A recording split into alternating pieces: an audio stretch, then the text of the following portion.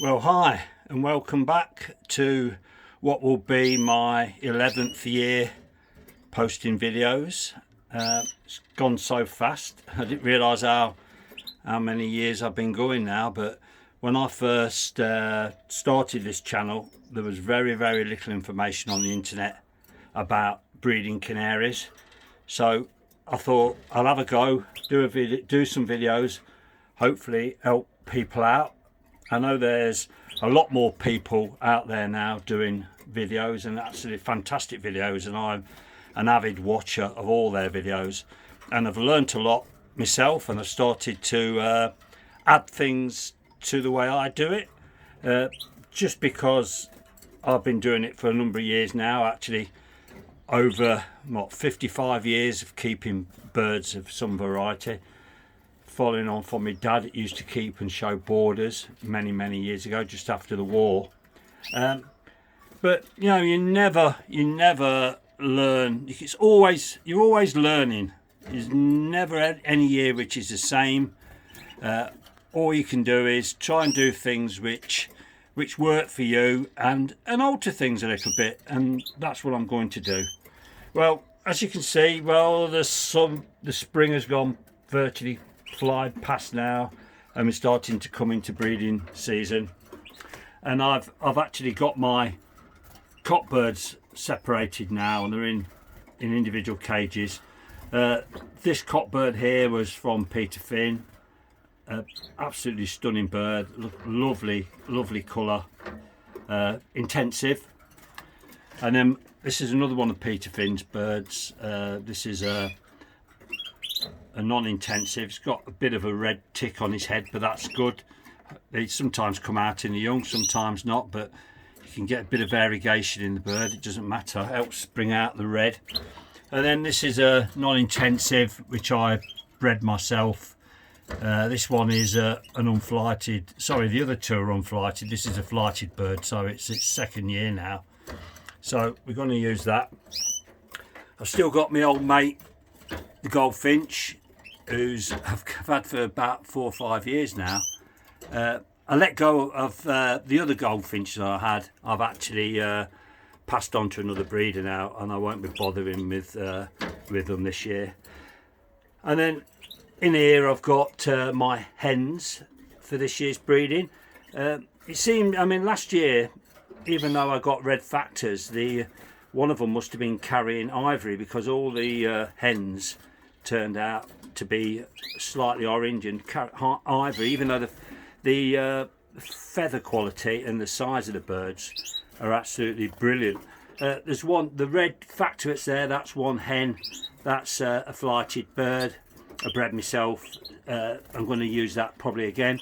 And I've got what have I got? I've got 3 intensive and 2 non-intensive to pair up with the cocks above. All the other birds I had, which is over 12 or 13, I've now moved on.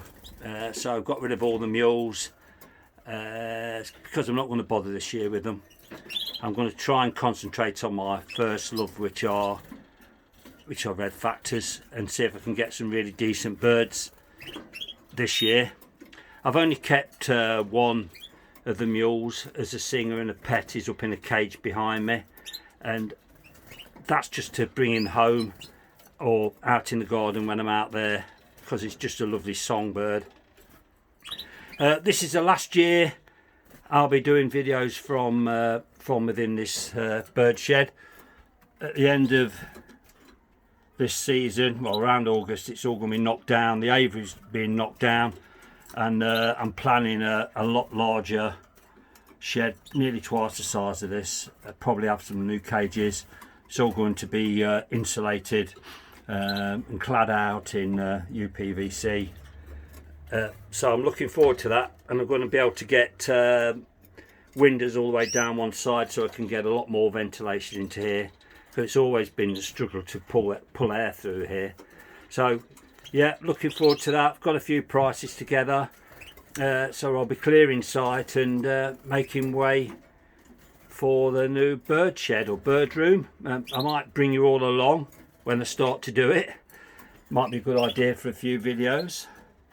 But as you can see, the birds have come through the winter really well. They're all looking healthy. They've started to pick their diet up a bit now. They've all got in the water the old well, just dig it out. There we go. Avian form. Give them a few vitamins and nourishment which may be missing in their diet. Let's just pull back a bit. There you go. Two bottom rows of cages are empty. One's bottom there is for storage at the minute. I might use this block again, just repaint it out, because it was very expensive when they had it made, and it is a good block of cages, but they do tend to harbour mite because the wooden ones, you can't clean them so well. So I don't know what I'm going to do yet. I might add some more cages or get rid of these or use these as well, and I'll probably be putting a small internal flight inside the new shed as well. I've been using S16 all the way through the winter, so hopefully, and I used it last year and I seemed to be pretty much miteless last year. The only time I had any mite come in was when I had a couple of birds from a fellow breeder, and I put them in the cage down below, and that cage had got mite in it. All my other cages seem to be pretty much free of mite, so this year I'm not going to bring any more birds in. What we've got here now is what we've got. I've got a couple of spare hens, so if anything goes wrong I've got cover for myself. Because I've learnt from the past, if you've got a few spare hens, don't let them go to other breeders because they're spare, because you'll always find that you're going to need them at some point. You might have one die, or one's not really gone down to nest very well, or a bit of doesn't get on with a certain cockbird, and you've got to give yourself a bit of backup, because it don't always, because you want those birds to go together, and that's what you think is going to be the ideal pair, doesn't mean to say that the birds are going to agree with you. So give yourself a bit of backup, keep some spare hens, and then you've got plenty of scope to move them around and do as you will through the breeding season. Anyway, that's all for now. I hope everyone's had a good winter and come through the times we've got at the minute, and I'd advise anyone to, through the time, to get into breeding birds, even if it's just a couple of birds in the house, because it's absolutely great, for your mental health. It gets you out, gets you looking after the birds, takes your mind away from other things that are going on around, and it's a fantastic hobby. And there's a lot of people out there now on the internet willing to help you guys if you're just starting up. Don't just take what I say, follow other people, listen and learn, read books. I've had over nearly 3 million viewings now on my site, and I've had a lot of contact with people all around the world asking questions, and I think it's great fun. So that's all for now. When I get them paired up, I will make another video. So until then, have a good one. Bye for now.